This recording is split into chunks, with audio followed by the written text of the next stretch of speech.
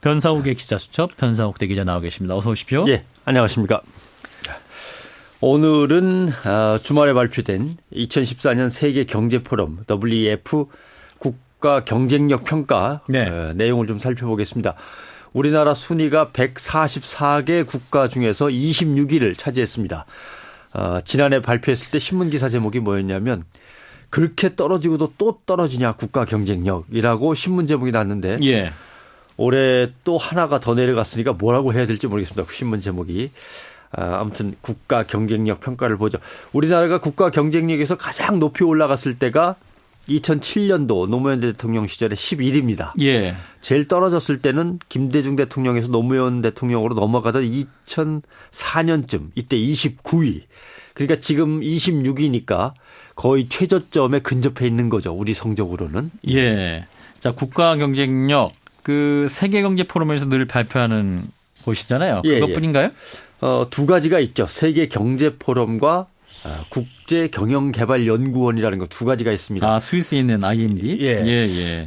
세계 경제 포럼을 보면은 2011년에 24위 우리가, 2012년에 19위, 2013년에 25위, 2014년에 26위 이렇게 떨어지고 있는 거죠. 예. 그러니까 이명박 대통령의 회고록이 뭘 의미하는지 이거하고 비교해 보면 알 수 있습니다.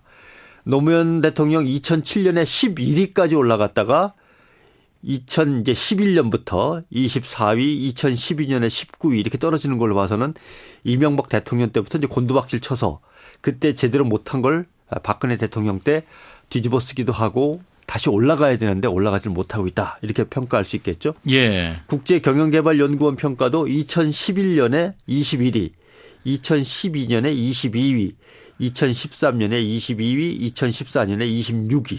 계속해서 내리막길을 걷고 있는 게 보입니다. 확실한 거는 그러면 점차 우리 국가 경쟁력이 해외 어떤 연구기관에서 보기에 떨어지고 있다. 그렇습니다. 그것은 사실이네요. 노무현 전 대통령의 초반기를 간신히 넘어섰는데 중반기부터는 뭔가 잠깐 나라가 흔들리면서 떨어지고 있다 이렇게 볼 수 있는 거고요. 간단히 얘기하면.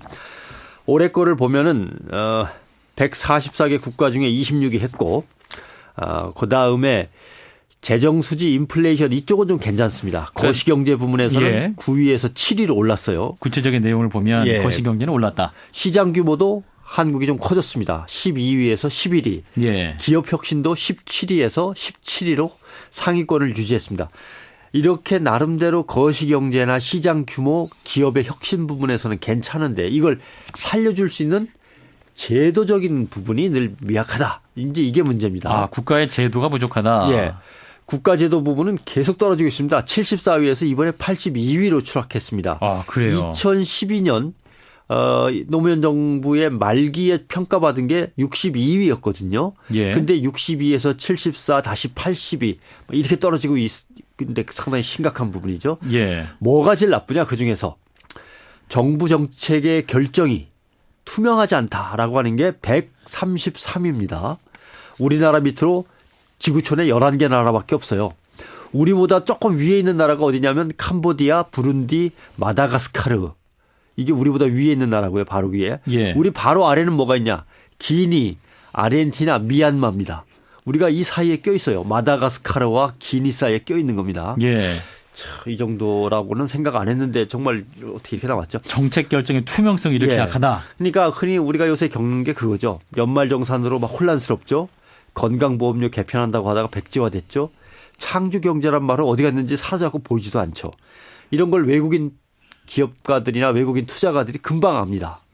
대한상공회의소가 지난해 외국계 기업 200개 회사를 대상으로 투자 환경을 조사했더니 대한민국 국내 투자 여건이 너무 열악하다. 55.2%. 무엇 때문에 그렇게 평가하느냐 물었더니 정책의 일관성이 부족하다. 33%가 이렇게 대답을 했습니다. 자꾸 바뀐다? 뭐 하는 건지 마는 건지 모르겠는데 정권이 바뀌면 또 다 바뀌고 그나마 바뀐 정권 안에서도 또 한다 그러다 안 한다 그러다 계속 왔다 갔다 하는 거죠. 그다음에 규제 개선 등을 따지는 법체계의 효율성에서도 113위. 우리나라 법체계의 효율성이 100위권 밖으로 완전히 밀려났다는 건 상당히 심각합니다. 이런 부분들입니다.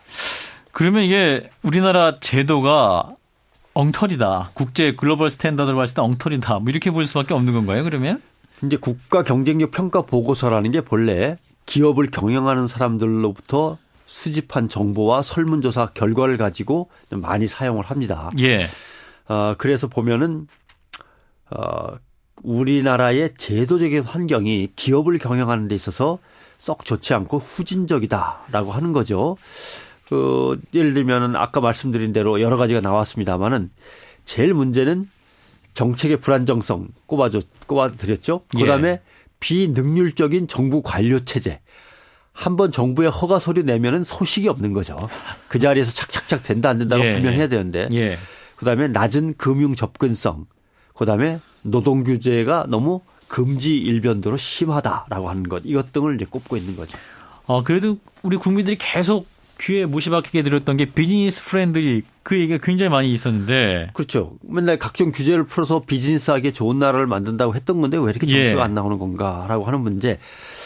기업 경영의 제도적 환경에 속하는 것은 세금 제도, 인허가 관련 제도 이것만 있는 건 아닙니다. 정치인들의 윤리적인 수준 이것도 기업이 경영하는 환경입니다. 정부 조치나 규제에 대해서 사법적인 절차를 밟아서 기업들이 이거는 옳지 않은 제도입니다. 옳지 않은 법 규제입니다. 이걸 풀어주십시오 하면은 그런 것들이 정당하게 먹혀들거나 아니면 법원에 가서 정부하고 당당하게 겨뤄서 기업이 이기면 기업의 손을 이제 들어주면 제도가 바뀌어야 되는데 그런 것들이 안 된다는 거죠. 그런 것들이 안 되기 때문에 결국 관료들과 긴밀하게 접촉을 해서 로비를 하거나 관료 중에 임기가 끝나신 분들을 모셔다가 낙하산으로 위에다가 앉히거나 반드시 그래야만 대한민국 사회에서는 뭔가 그래도 기업들이 경영하기가 조금 낫다라고 하는 거죠. 그러니까 실제로 정책이나 정부가 내놓은 사업을 따내는 계약 같은 거에서 관료의 인맥과 특혜가 얼마나 심한가를 기업인들이 느끼고 있는 겁니다. 또 기업들마다 정부가 낙하산 인사 받으라니까 받긴 받아요. 필요에 의해서 관료나 정치인 출신들을 감사나 고문으로 받아서 로비도 하고 다 하는데 국제적인 조사를 하면 대답은 우리도 낙하산 인사 할 수 없이 썼지만 정말 못해 먹겠다라고 대답을 해버리는 거죠. 그러니까 한쪽에서는 낙하산과 로비가 계속 이루어지면서 국제 경영력 평가에서는 경쟁력 평가에서는 낙하산이나 로비가 없이는 안 되는 나라라고 계속 또 욕을 해갖고 점수가 떨어지고 이런 것들이 악순환되고 있는 거죠. 컨트롤 타워가 뭔가 확실하게 키를 주고 이걸 조정을 해줘야 되는데 잘 안 되는 거죠. 정책 일관성이 좀 부족하다라는 지적 많이 있네요. 여기까지 말씀 듣겠습니다. 고맙습니다. 고맙습니다. 변상욱 대기자였습니다.